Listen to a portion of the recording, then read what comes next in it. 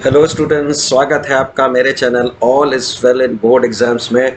और आज हम बात करने जा रहे हैं उस सब्जेक्ट की। जी हाँ मित्रों, उस सब्जेक्ट की आज हम बात करने जा रहे हैं जो कि सीधे सीधे मेडिकल प्रोफेशन से जुड़ा हुआ है, जिसकी स्टडी हर कोई अच्छे से करना चाहता है, क्योंकि हम में से हर कोई डॉक्टर बनना चाहता है। हम लोगों ने कोविड के समय देखा डॉक्टर्स का रोल, डॉक्टर्स का योगदान कितना ज़्यादा है समाज की बेहतरी में। और हम भी सोचते हैं कि काश हम डॉक्टर बने ताकि हम अपने देश के लिए, अपने लोगों के लिए कुछ भी कर सकें। और मित्रों, मैं बात कर रहा हूँ बायोलॉजी की। जी हाँ, जिसको पढ़ना बहुत अच्छा लगता है, जिसमें अलग अलग, क्योंकि वो हमारे बारे में है, प्लांट्स के बारे में है। तो आज हम बायोलॉजी की बात करेंगे और एक बेहद इंटरेस्टिंग सब्जेक्ट है जिसके बारे में सबसे पहले एक गलत धारणा या अवधारणा जो हम लोगों ने बनाई हुई है बायोलॉजी को लेकर के, वो मैं आज अभी इसी वक्त आप सबकी ख़त्म करना चाहता हूँ। क्लास 10th आईसीएसई में समझने के साथ साथ रटना बहुत ज़रूरी है। जी हाँ, हम एक गलती बहुत ये करते हैं अक्सर कि हम सिर्फ समझते हैं और कीवर्ड्स की टर्म्स को हम लोग रटने पे ध्यान नहीं देते, क्योंकि उनकी स्पेलिंग्स बड़ी बड़ी होती हैं तो उनको बोलना कठिन है, इसलिए हम उनको याद नहीं करते। अब होता क्या है, जब हम आंसर्स लिखते हैं तो हमें बाकी कहानी तो पूरी पता होती है, मगर वो जो मेन कीवर्ड होता है वो हमें याद नहीं होता। इसकी वजह से हमारे ट्रू एंड फॉल्स गलत होते हैं, फिल इन द ब्लैंक्स गलत हो जाता है, मैच द करेक्ट वर्ड में गलती कर जाते हैं, वन वर्ड फॉर में गलती कर जाते हैं। और जब लॉन्ग आंसर्स आते हैं, लॉन्ग आंसर वैसे बायोलॉजी के पेपर में बहुत कम आता है, मैक्सिमम टू मैक्सिमम 3 मार्क्स तक का एक सिंगल क्वेश्चन आएगा या 2 मार्क्स का। 5 मार्क्स का यदि क्वेश्चन है तो उसके अंदर 5-6 सब पार्ट्स जरूर आएंगे। तो उसको जो है 5-6 सब पार्ट्स आते हैं उसमें। तो हमको कीवर्ड को बहुत ध्यान से फोकस करना है और कीवर्ड पे ही कंसंट्रेट करना है, जिसके लिए मित्रों हमें याद करना पड़ेगा, रट्टा मारना पड़ेगा इन क्लियर कट लैंग्वेज से। समझना है, ज़रूरी है, क्योंकि सर्कुलेटरी सिस्टम में सिस्टमिक सर्कुलेशन ऑफ ब्लड है, डबल से समझना भी है, मगर उसके साथ साथ लार्जेस्ट आर्टरी का नाम भी याद करना है कि एओर्टा है। लार्जेस्ट वेन का भी नाम याद करना, सुपीरियर वेना कावा या वेना कावा है।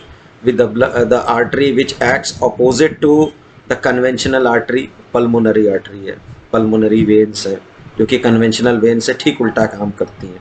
तो हार्ट को 4 चैम्बर्स में कौन डिवाइड करता है? सेप्टम करता है। तो ये सब छोटी छोटी चीज़ें, पेस मेकर कहाँ पे है? SAN पे, साइनो एट्रियल नोड पे होता है। तो ये सब छोटे छोटे टर्म्स हैं जो हमको रट्टा मारना बहुत बहुत बहुत बहुत ज़रूरी है। बायोलॉजी में आईसीएससी में एक बेनिफिट है, बेनिफिट ये है कि आपको ज़्यादातर डायग्राम्स बनाने को नहीं आएंगे, लेबलिंग करने को आएंगे। डायग्राम वहाँ पेपर में बना हुआ होगा, तो हमको लेबल्ड डायग्राम को समझना है, याद करना है, ना कि बनाने में दिमाग लगाना है। और अलग अलग बुक्स है, अलग अलग टेक्स्ट है जहाँ पर अलग अलग तरीके का उसी चीज़ का डायग्राम है। जैसे हार्ट का डायग्राम आप कुछ कॉमन भी मिलता है, कुछ थोड़ा सा डिफरेंट भी मिलता है। तो आज हम एक एक चैप्टर के बारे में बात करते हैं इन डिटेल। इसके बाद एक और वीडियो कल भी आएगा मेरा, बायोलॉजी पे ही आएगा, और कुछ और ख़ास बात मैं बताऊंगा उसमें।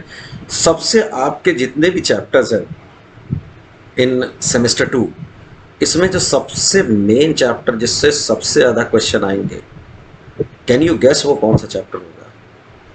वो होगा एंडोक्राइन सिस्टम।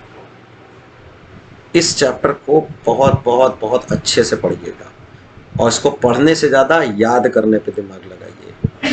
समझने के लिए नर्वस सिस्टम है, समझने के लिए सर्कुलेटरी सिस्टम है, वहाँ जो समझना है, समझने के लिए यूरिनरी सिस्टम है, एक्सक्रीटरी सिस्टम जिसे कहते हैं।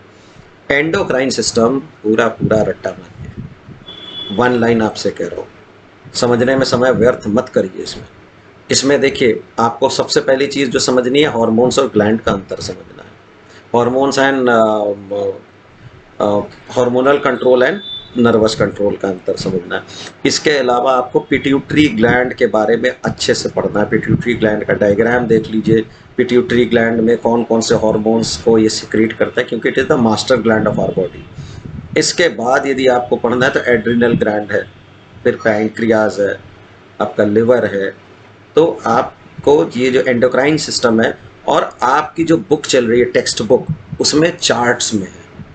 तो ये चार्ट्स को आप अच्छे से समझिएगा, अच्छे से रटिए कि इनसे कौन कौन सा, इनके हार्मोन के कम होने पे क्या बीमारी हो सकती है, हार्मोन्स के ज़्यादा होने पे क्या बीमारी हो सकती है। ज़रूर याद करिए इस चीज़ को, ठीक है। और इनका सिक्रीशन, अब जैसे पैनक्रियाज है, अल्फा बीटा गामा 3 सेल्स होती हैं। अल्फा सेल का सिक्रीशन है ग्लूकागॉन, बीटा सेल का सिक्रीशन है इंसुलिन। बीटा सेल को एक और नाम दिया गया, क्या कहते हैं उसको, आइलेट ऑफ लैंगरेंज।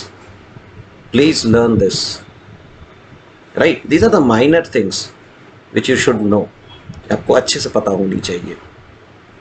और इस चैप्टर के बाद में अनेकों क्वेश्चंस हैं, प्लीज उनको जरूर लगाइए। नाउ लेंथ वाइज यदि देखेंगे तो नर्वस सिस्टम से सबसे ज्यादा क्वेश्चन आएगा, बट नर्वस सिस्टम डिवाइडेड है into 2 components, nervous system and sense organs, तो इसलिए उसमें नंबर ऑफ क्वेश्चंस कम हो जाते हैं। अगर हम पूरे टोटलिटी में बात करें तो नर्वस सिस्टम ही सबसे बड़ा आने वाला है आपके पेपर में। Otherwise it is endocrine gland, because इसकी बीमारियां बहुत हो रही हैं। नर्वस सिस्टम में बात आती है तो सबसे इंपॉर्टेंट चीज है 2 इसमें, न्यूरॉन का डायग्राम एंड रिफ्लेक्स आर्क। ये आता ही आता है, किसी ना किसी तरीके से बहाने से चला आएगा पेपर में, ठीक है। रिफ्लेक्स मैकेनिज्म कैसी है, रिफ्लेक्स एक्शन बॉडी का क्या होता है, सेरिब्रम सेंटर, 2 सेंटर्स याद रखिएगा, सेंटर ऑफ बॉडी बैलेंस और centre of temperature control, which is hypothalamus, और बॉडी बैलेंस इज सेरिबेलम। ये याद रखिए। फंक्शन किसका याद करेंगे, मेडुला ऑब्लोंगेटा का, मेडुला ऑब्लोंगेटा का फंक्शन जरूर पढ़ लीजिएगा। ब्रेन की 3 लेयर ऑफ कवरिंग क्या है, मेनिंजिस, जिन्हें मेनिंजिस कहते हैं, ड्यूरामेटर, पायामेटर एंड एराक्नोइड, ठीक है। CSF क्या करता है। तो ये बेसिक चीजें हैं जिनको हमको अच्छे से समझना होगा। स्पाइनल कॉर्ड किस तरीके से फंक्शन करता है, पैवलॉव एक्सपेरिमेंट क्या, वो डॉग वाला जो आपकी बुक में बना है।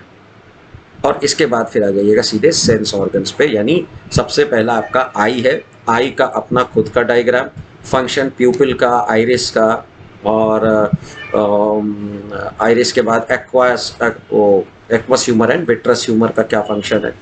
तो ये कंजंक्टिवा क्या करता है, tear gland, lacrimal glands produce, tears को लैक्रिमल ग्लैंड्स प्रोड्यूस करते हैं। और इसके अलावा हमारे आई के डिफेक्ट, जिसमें 2 मेन आते हैं आपको, myopia and hypermetropia, and how they can be corrected और रेक्टिफाइड, ठीक। इसके अलावा एस्टिग्मेटिज्म या नाइट ब्लाइंडनेस, वो सब कम आता है, बेसिकली इतना ही होता है। फिर आजकल ईयर पे बोर्ड काफ़ी जोर दे रहा है, ईयर का डायग्राम और ईयर का टोटल इंटरनल डायग्राम के साथ साथ कॉकलिया का डायग्राम, जिसमें वो लिक्विड्स वगैरह कौन से भरे रहते हैं, सेंटर ऑफ बॉडी बैलेंस वो कैसा है, हियरिंग कैसे होती है इसमें।